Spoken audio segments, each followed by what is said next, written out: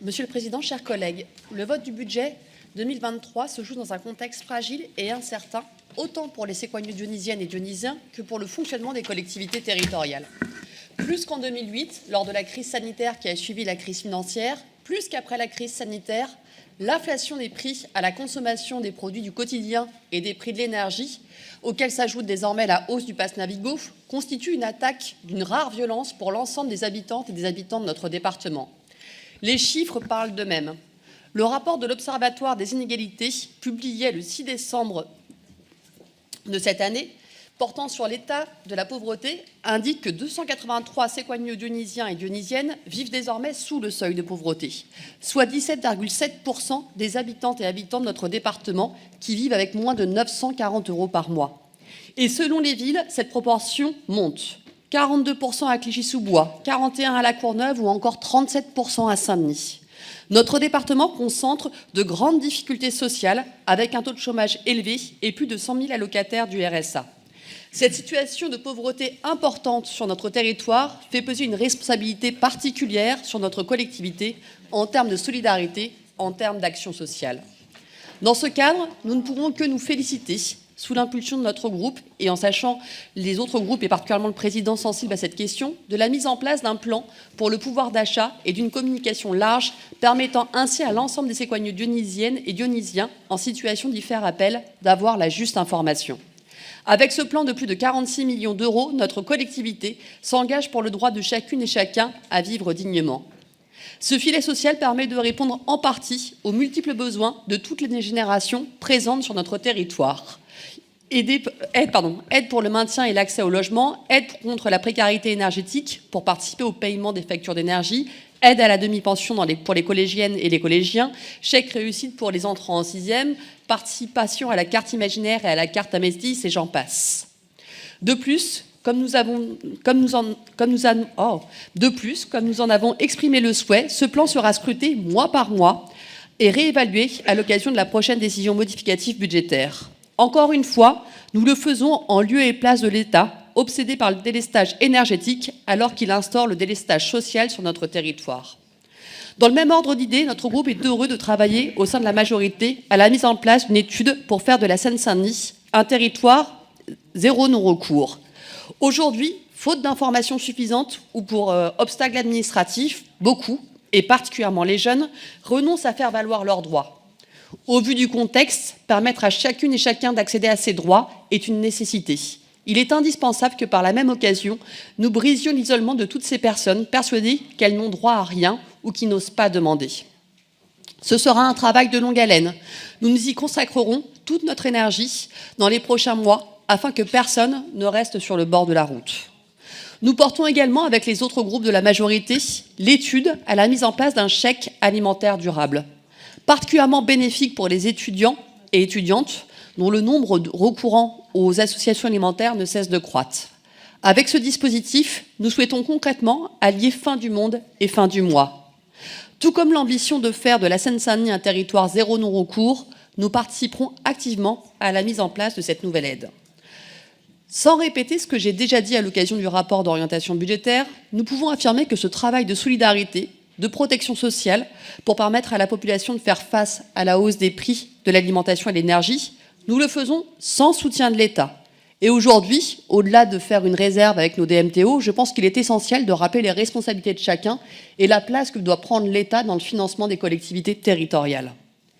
Les réformes budgétaires de l'État ont affaibli tant le montant de nos recettes que leur pérennité. Chacun l'a dit, 46% des recettes de notre collectivité sont désormais liées à la conjoncture économique due au transfert de la taxe sur le foncier bâti aux communes et à la suppression de la CVAE, toutes deux remplacées par une part de la TVA et auxquelles s'ajoute la place toujours plus importante des DMTO dans nos recettes budgétaires. Ainsi, pour le dire autrement, 46% de nos dépenses pérennes reposent désormais sur des recettes aléatoires. Dans une telle situation, comment avoir des projections viables ? Comment permettre à notre collectivité d'anticiper sa capacité à répondre aux besoins de la population qui s'exprime sur notre territoire ? Si les Jeux olympiques et paralympiques nous donnent une bouffée d'air en termes d'investissement pour les 2 prochains budgets, il est désormais nécessaire d'admettre communément que cette situation est un danger en devenir s'il ne l'est pas déjà. Nous pouvons ajouter à cela la course folle des prix de l'énergie qui grève considérablement le budget de notre collectivité et de nombreux autres pour 2023. L'État doit jouer son rôle dans cette période difficile pour les habitantes et les habitants et les collectivités. La place des services publics locaux pour lutter contre une massification de la pauvreté n'est plus à démontrer.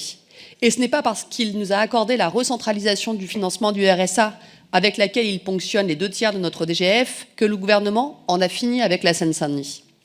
Nous attendons toujours de l'État une DGF indexée sur l'inflation. De plus, je me permets de pointer ici que nous sommes parmi les départements qui a le moins de compensation, qui a la compensation la moins importante concernant l'APA et la PCH. Aujourd'hui, l'État ne compense sur ces deux AIS qu'à hauteur de 30%. Si notre département reste parmi les plus jeunes de France, nous allons vivre dans les prochaines années une révolution démographique. Et en plus de vieillir, la population de la Seine-Saint-Denis, suite à des conditions d'existence et de travail rudes, connaît une perte d'autonomie précoce.